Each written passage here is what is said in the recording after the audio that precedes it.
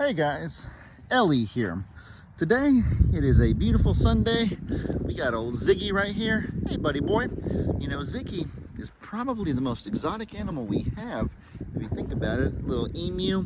I haven't made a whole lot of videos about him, but he is so friendly and so sweet. I know I've made a few videos and stuff. I know Meg is the one who really wanted him at first. Oh my goodness, buddy, are you laying down, you goofball? What are you doing? I mean, I know every animal has to relax and rest at some point, except for ants. Fun fact, I don't know if y'all knew this, but ants actually never sleep. And for that matter, I don't think they ever even stop moving or stop working. I think their whole lifespan, however long it is just dedicated to building their colony, building their little ant piles like that right there. And they just do that robotically, non-stop until the day they die. But other animals like us, mammals, as we would say, we need our beauty sleep. We need our rest, because we're little weaklings compared to those darn ants. Right, Ziggy? Look at our little emu. That is a beautiful angle right there. That is so adorable. Right there, like this almost looks like some sort of turtle-shelled creature with little stubby legs and a super long neck for some reason. Like Tiny Tim. Oh my goodness, it's like he's like a pig, like a furry pig with a long neck, because you can't see those super long legs under his torso. Oh, that is funny. That's cool. I'm gonna feed him in a second. As a matter of fact, I'm gonna go feed all the littles in a little bit here. There's King Robbie. I love King Robbie. I'm so proud of him. He's doing so good, being so social, and I'm just being so friendly with the other ducks. I love seeing his cute little waddle. Like, he has this cute little run that he does when he sees me throwing food out, because I feed them over there, as y'all know. So when I throw out the food, he has this cute little hobble that he does, like running as fast as he can to come get the food.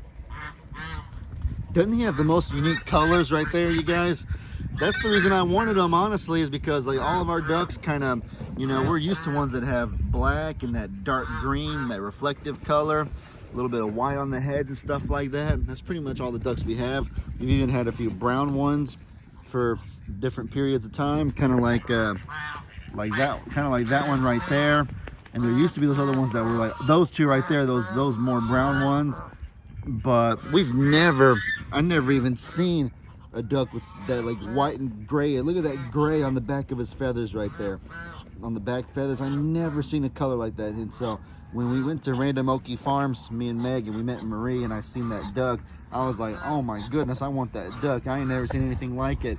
And she was like, you can have it. And I was like, seriously? I was kind of kidding. And she's like, no, LD, seriously. Like, I watch you guys' page. I know what y'all do. I know that y'all are about giving animals a forever home. And so I love this guy. He didn't have a name at the time, I don't think. And I wouldn't just give him to anybody, but I'm not someone who's going to be greedy and hold on to an animal if there's somewhere else they could go. I trust that y'all would give him a great forever home. And so we're blessed and we're grateful that she allowed us to have him. She trusted us with him, and that he's had a really good past few months it's probably not even been a month yet, the past 3 weeks or however long it's been. I'm really thankful for that. Hey, Gunpowder.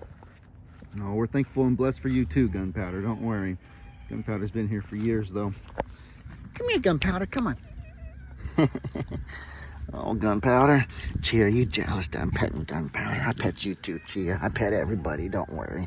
I pet all my little friendly fur babies. Don't worry, Chia. Don't worry about a thing. Speaking of old King Robbie, though, so Marie from Random Okie gave him to us, but it was actually our farriers. Hero, what's wrong, baby? Dad, come on, baby. The good boy, my good boy. Hi, Hero. Come here, bud. Look at the little goatie. He's wagging his little tail. Hey, buddy. Hero, how are you today, my son? You doing so good, buddy? Sorry, I was talking about King Robbie, where his name came from. Our farriers, two of their daughters named King Robbie. I figured it would make him happy to feel involved. So he didn't have a name yet. It was the first day that we had let him out of his stall. And then we were like, you know what? I seen them right there. So I was like, you know, what the heck? Oh, that scared me. Bye, Lovey. Trying to. I love you more, though.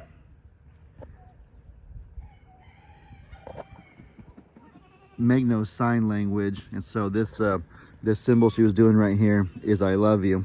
And so I just gestured, I love you, and then more. Meg's been teaching me sign language. She learned it when she was in high school. Her mom knows it really well, the ASL and stuff. So so we do little gestures like that to each other. But you know what's funny is that there's this NFL player, DK Metcalf, plays for the Seahawks. He's been learning sign language, but not for as wholesome of a reason as that. He's been learning it so that he can trash talk his opponents without getting fined. Because in the NFL, if you know, in football, if you do good and you cuss somebody out, or you like get up in their face and just kind of act all mean and rough and tough, then there's a good chance that you can get penalized. Or if you're taunting, you could definitely get penalized in the game. And then after the game's over, the league will review what happened during the previous week. And then a lot of times they'll come out and give players fines for doing things that are unsportsmanlike. So this player, DK Metcalf, every time he scores a touchdown, he's been like going up to the nearest camera and doing some sort of sign language gesture so he can talk trash without getting fined. Two examples of things that he said was there's this player that he scored a touchdown on, and basically he gestured that player is my son. That's like a common slang that people use when they're like dominating their opponent. They just say he's my son or whatever. I don't know, it's silly, but I don't know. I told Meg about that because I showed Meg a clip because she knows the ASL pretty decently, and so I showed her one of his clips and I said, did he gesture it correctly? And she was like, I think he gestured it okay. I suppose it wasn't too bad. It was kind of accurate. But what Meg doesn't get is how does he, DK Metcalf, how does he get away without getting a fine by just doing it in sign language? Because like you're still trash talking, and obviously like there's still people out there that know ASL, so they know what he's saying. I don't get how he bypasses a fine just by doing it like that. Like if I were in the NFL and I were to start trash talking somebody in Spanish, would that mean that I could bypass a fine too? That doesn't make a whole lot of sense, does it? Is it only a fine if you trash talk in English, the standard language that most people know? What if I were to trash talk somebody in French? There's in a lot of sports, there's a lot of foreign players, especially in basketball. You got a lot of French players, a lot of Europeans and stuff like that. So do you bypass fines just by doing a different language? It was kind of a flawed system. It didn't make sense to her.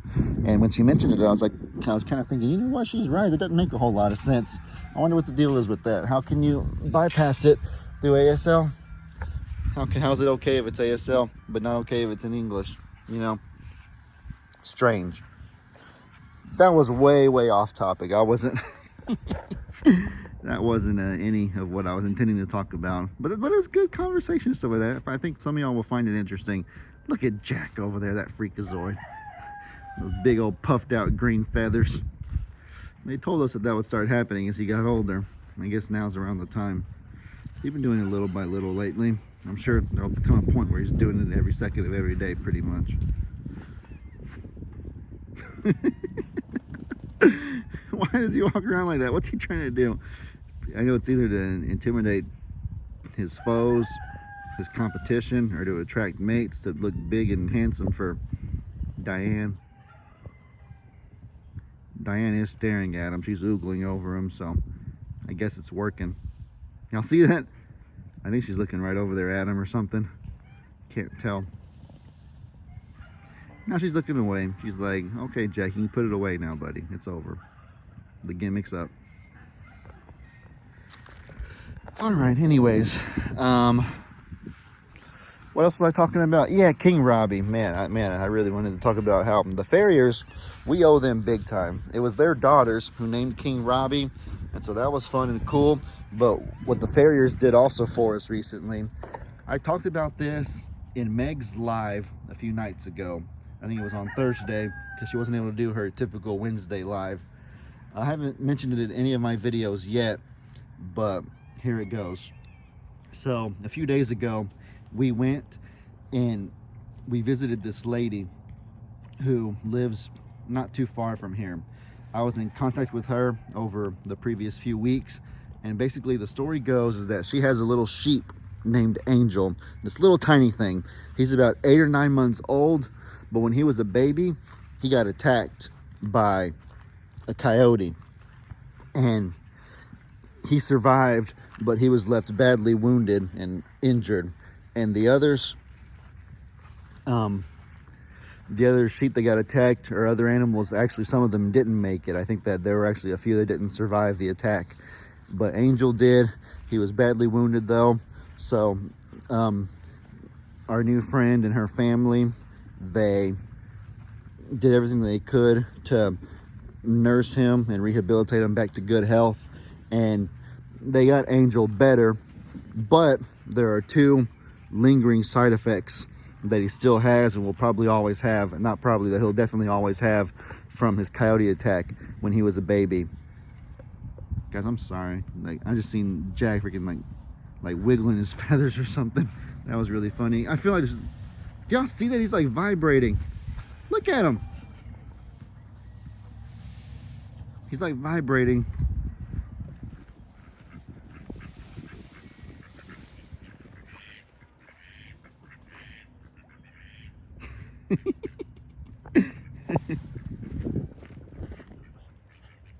Jack.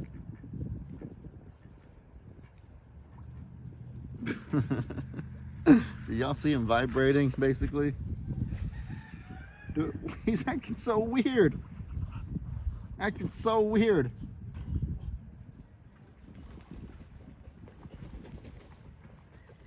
One more time, Jack.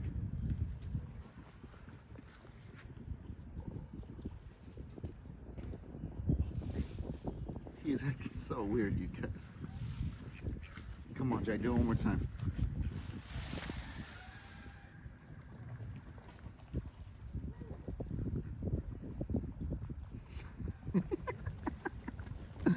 Oh man. All right, I'll be back with food. Oh yeah, I've had this out, my little contraption. Y'all already know about this, about the rope tied to the tree and its purpose. I talked about it in a video a few days ago with Tina's dog Bella, and I also mentioned it obviously in great detail when we caught our cat Lavelle. If you want to know what the whole purpose of this rope on the tree is, go watch my video a few weeks ago. I called it "Our Baby Is Finally Home." I think I titled it that on both YouTube and Facebook. But it's been over a week now. Actually, yeah, it was last Saturday that we began with this, or maybe last Sunday. Today's Sunday, so it's been about a week. So it's time for me to take this down because I don't think it's going to serve its purpose anymore. Y'all know that it was for Tina's dog Bella, but she hasn't come back yet, and so I can't put into words how awful I feel for my Aunt Tina. So y'all keep her in your thoughts and her prayers during this time. We would greatly appreciate that. And of course, we can still hope and pray that Bella will show up.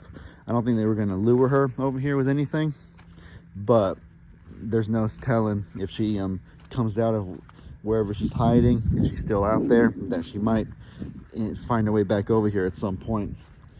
I know Pawpaw told me a story one time of, man, I wish I remembered exactly how it went, but basically he had this little cat that when he was itty bitty, so Pawpaw, this could have been maybe 50 years ago or more, something like that.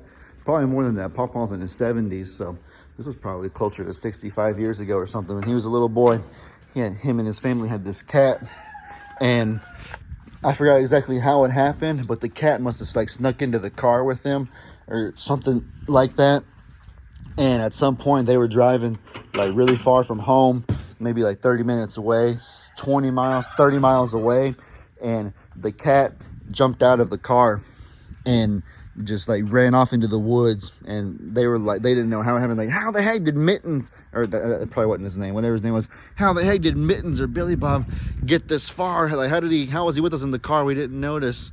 They were just like so perplexed, but also they were really sad because their cat just jumped out of the car like 30 miles from home or whatever. And so they were like, oh no, like we're never gonna find him again. It was also during the winter time, so it was extremely cold. And it was just a really sad moment. Everybody figured that Mittens, or whatever the cat's name was never going to come back again. But a few weeks later, Paw Paw was just at his home doing whatever he was doing, and he hears at the front door, meow, meow. And so Paw Paw opens the door, and there's that dang Mittens, or whatever the cat's name is, freaking accidentally got let out of the car 30 miles from home and somehow found its way back in the freezing cold. How in the heck is that even possible? I don't care how good your sense of direction or navigation is, how in the heck do you find your way home being lost that far? Unless your sense of smell is like out of this world. That is unbelievable. And so Paw Paw, ever since telling me that story, I've always known that you never count an animal out when they want something bad enough. But you never know. If old Paw Paw's cat could find its way home from 30 miles away, then Bella could definitely find her way back over here, just being let out a few 100 feet away, if she wants to, or if she's able to. So that's kind of my philosophy on all of that. Anyways, guys, sorry for all those distractions. Man, been a crazy day with a lot of distractions. Where was I though? I was talking about this little sheep, right? So the farriers got us in contact. That's the reason I wanted to talk about them and how we owe them big time, is because it was our farriers, the same ones whose daughter's named King Robbie. They also got us in contact with this really nice lady, and she had that sheep named Angel. Now, Angel was attacked by a coyote when he was itty bitty, and he survived, but he was left badly wounded from the attack, and that's been several months ago. So he's recovered fully by now, but he has 2 lingering side effects that will last for the rest of his life without doubt. And the first thing is that his mouth is a little bit deformed. He has kind of a crooked smile. It's kind of adorable, honestly, when you look at it, but it's also kind of sad because it's a little bit harder for him to eat. Sometimes the food will fall out of his mouth when he tries to eat because it kind of slants one way and his jaw is aligned unevenly. So that's a little challenge, but nothing that'll keep him from living a good, fruitful, and happy life. The second thing, though, that lingers with him is his size. Guys, this sheep, I cannot emphasize enough how tiny this thing is. And I don't just mean like, you know, a little bit below average height and weight and stuff like that, just a little bit small. Like, guys, he hasn't grown since June. He was born in, like, I think they said April or March of this year, so he's around 8 or 9 months old, but he hasn't grown since June. So practically he's the size of a 3-month-old goat, and he's 8 or 9 months old. So he'll be the size of a 3-month-old goat his entire life. He might get a little bit heavier, a little bit of a belly, a little bit chubby and stuff like that. But as far as, like, you know, filling out like his mass and being like a full-grown size animal, I don't think that'll ever happen for him. He'll be like basically a man-child, if you will. And as long as he can live a happy and healthful life, like a happy and healthy life rather, that honestly might be kind of adorable. I have no problem with that. As long as he's healthy and it doesn't cause him health complications in the future, then it might actually be kind of cute and kind of adorable. He's extremely cute and extremely adorable right now. Another thing about sheep, when I talked to my dad and Jamie about like the idea of us getting a sheep over here, they said there were 2 things that they were concerned about. Number 1 was the prospect of shearing, because it was a very long and drawn out process in the past when we had sheep over here. It was very difficult, and like the alpacas are hard enough to shear, but all the blades kept going out on the shears because the sheep's wool was so thick. The fur was just unfathomably thick. That was the one concern they had about, will we want to basically sign up for something like that. And then the second thing is, oh gosh, someone fainted. Lulu fainted. The second thing that they said that we should just be cautious about is whenever they eat grass, sheep typically don't. Goats kind of do this right here. Goats kind of like clip the grass, or they just like trim it off the edge. So they'll bite like right here, and then, you know, just snip the top off. Y'all see how I just did that? How I just snipped that piece of grass? But what sheep do when they eat is a little bit different. Sheep basically grab it all the way out of the ground and just yank it up. They yank it out of the ground. And so if you have a pasture with a bunch of sheep in it, your ground will look like this eventually. Like no grass, it'll be all dirt, and it'll be almost impossible for it to grow back. That's why a lot of people, I've realized, have goats instead of sheep, is because the goats trim it so that it can regrow, but sheep fully pluck the grass out of the ground, making it a lot harder for it to grow back. So the good thing though about Angel, this new sheep, is that those two things are highly unlikely to be problems, because for one, he's so little that it just simply won't be near as much wool to shear as it would be for having a whole herd of sheep, or even a full big sized one, a big full sized one rather. That kind of came out silly. And then as far as the grass goes, I watched him eat. We went over there and visited, and we saw him in person, because we told the lady that we were interested, but we couldn't say yes for sure until we met him. Look at those little baby ducks over there and their mama. Isn't that so adorable? You got one still in the water. Duck in water instead of duck out of water. No, but we went over there to meet Angel because we didn't want to say yes until we kind of scoped them out, and we wanted them to be able to vet us out and whatnot, feel us out, you know what I mean? But what I learned is that he has a really hard time kind of pulling the grass fully out of the ground the way that other sheep do. He kind of eats more like a goat, honestly, because his mouth is kind of deformed. He can't get a full crisp bite and yank it the way that the other sheep could. I could see how the other sheep can do it, but he merely at best he can barely clip it the way that a goat does. So I think that with those two things in mind, knowing that Angel won't destroy our pasture and that shearing him won't be a terrible process, and that he has a beautiful rescue story, and that he'll be an amazing fit over here, hopefully, being friendly and sweet with the other animals, I think that he'll be a really good fit. So we went ahead and told the lady yes, but there are some things coming up in the near future for both of us, so we won't be able to make the exchange for a few weeks. But I just wanted to let y'all know here first that it is happening, and that we will be getting little Angel at some point here, and I am just so really excited. And we owe our farriers, Nick and Brittany, for that. So we appreciate them coming in clutch for us. That was just really good stuff. We appreciate you guys. Thank you. I've talked long enough though. Right now, I'm gonna go ahead. Oh, look at Robbie running. Yeah, that's his little wobble right there. There's a little wobble. Oh yeah, they know it's time to eat.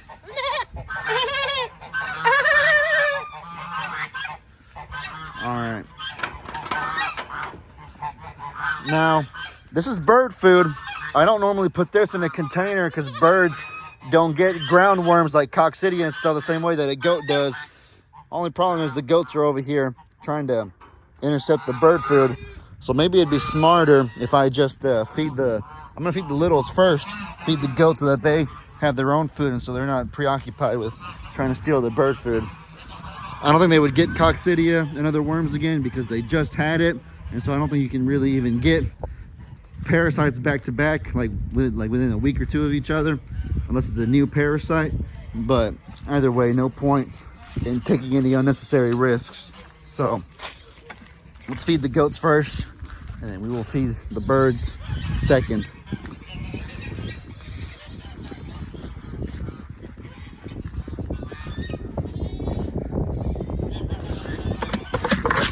Come on, littles, let's go. Come on, guys. Oh yeah, here they come. Oh boy, here they come, guys. Annie's first. Oh yeah, look at him go. Come on, guys, man. Come on, littles, let's go. Oh yeah, here they come. Oh, look at you, Weta, at the front of the pack. Oh, okie dokie, you'll just zoom past anybody though. Oh my goodness. Y'all are hungry, guys? Poor Hero in the back. Febby! Everybody's ready to eat. Even Pig Trudy's ready to eat. All right, guys. So the birds are eating now. I think everyone's good here. But man, with all that said, I hope y'all enjoyed this video. Look at Ziggy laying down to eat again. All right, guys. I hope y'all enjoyed. Y'all be sure to let me know in the comments what kind of stuff you guys want to see. I hope you all have an incredibly blessed day. And as I always say, your boy Ellie out.